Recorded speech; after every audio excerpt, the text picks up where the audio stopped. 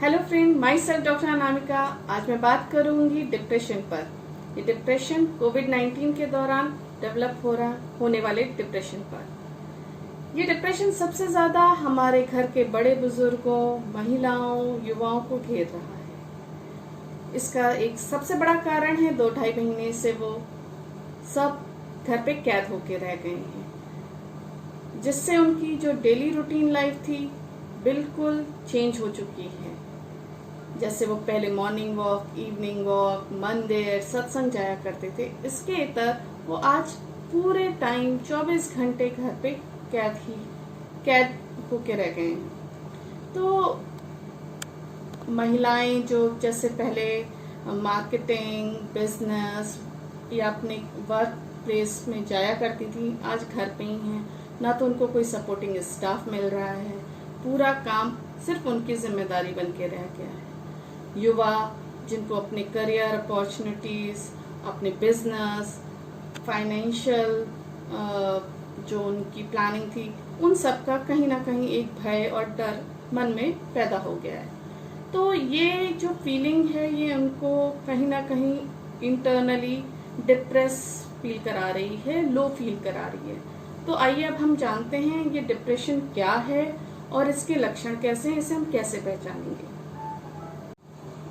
तो अब हम बात करते हैं डिप्रेशन है क्या, उसे हम कैसे पहचानें, और हमारे घर के किसी सदस्य को ये बीमारी ग्रसित कर रही है, उसके क्या लक्षण हैं और हमें कब जागरूक होना चाहिए, इस पे बात करेंगे। जो हमारा नेचर है, जो हमारा बिहेवियर है, उससे बिल्कुल अलग हम बिहेव करने लगे अचानक ही, तो कहीं ना कहीं ये एक डिप्रेसिव फीलिंग का लक्षण है। मान लीजिए कि हंसने बोलने वाला व्यक्ति, सबके बीच उठने बैठने वाला व्यक्ति अचानक ही ये फील करे कि वो अकेला रहे, अकेला बैठे और उदास रहे, ना अपने मन की बात किसी से कहे, ना किसी से शेयर करना चाहे। तो ये जो फीलिंग्स हैं ये लक्षण है डिप्रेशन का। तो अब हम पॉइंट वाइज बात करते हैं कि ये जो डिप्रेशन के लक्षण हैं, जो ये सिम्टम्स हैं, सबसे पहले माइंड सिम्टम या मूड सिम्टम्स को हम कैसे पहचानें। तो जो मूड में चेंजेस हैं उसमें है एंजाइटी यानी चिंता होना, आपको उदासीनता बनी रहना, किसी भी चीज़ के लिए होप का बिल्कुल से लॉस हो जाना, और या तो फिर आपको जैसे कहना चाहिए एक बेचैनी, एक भय, एक डर हमेशा बना रहना। ये आपके जो मूड्स का है सडनली चेंज हो जाना, these are called mood swings.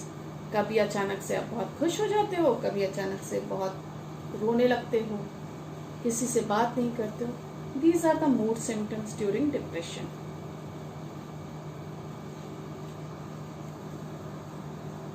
अब हम बात करेंगे बिहेवियरल सिम्टम्स पे। हमारा जो व्यवहार है वो किस तरीके से चेंज होता है इस डिप्रेशन में। जैसे अचानक आप बहुत गुस्सा करने लगे या बहुत ज़्यादा रोने लगे,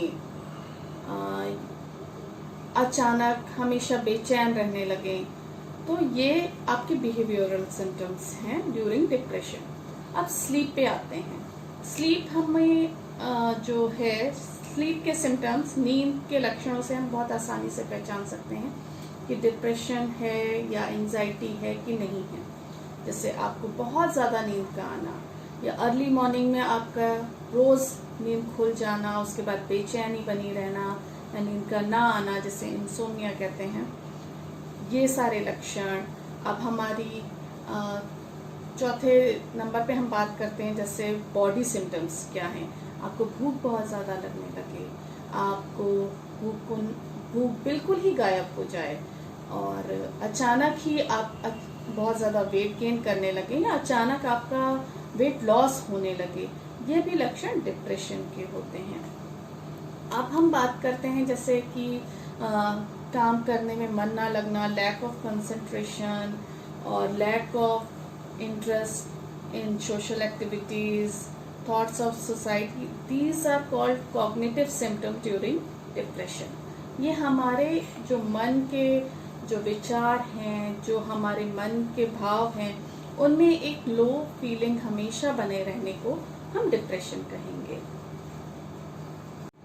अब हम बात करते हैं हम खुद कैसे कुछ चेंजेस ला के अपने डेली रूटीन लाइफ में कैसे इस डिप्रेशन को हरा सकते हैं। प्राणायाम, मेडिटेशन, एक्सरसाइज, ये सब को अगर हम अपनी जीवन शैली में अपनाएं तो हमारी जो बॉडी से एक हैप्पी हार्मोन जिसे कहते हैं एंडोर्फिन, उनका सिक्रेशन होता है। ये जो है डिप्रेशन के अगेंस्ट वर्क करता है और हमारे जो डिप्रेसिव फीलिंग है उसको स्वतः नष्ट करता है।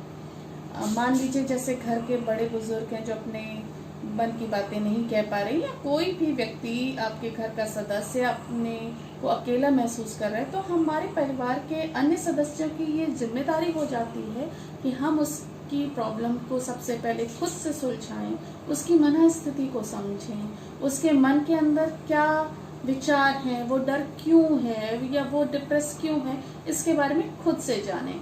और अगर आप उससे बात करके, उसके साथ बैठ के, हंस के, बोल के, उसके इंटरेस्ट की चीज़ों पे बात करके अगर इसको दूर कर सकते हैं तो आपको किसी भी मेडिसिन की आवश्यकता नहीं पड़ेगी। लेकिन इसके बावजूद भी अगर ये डिप्रेशन नहीं जा रहा है, नहीं कम हो रहा है, लगातार वो व्यक्ति डिटेरियोरेट हो रहा है या और ज़्यादा सैड फील कर रहा है, तो यकीन मानिए आपकी स्थिति इस समय एक अच्छे साइकियाट्रिस्ट से मिलने या डॉक्टर की परामर्श लेने की आवश्यकता है।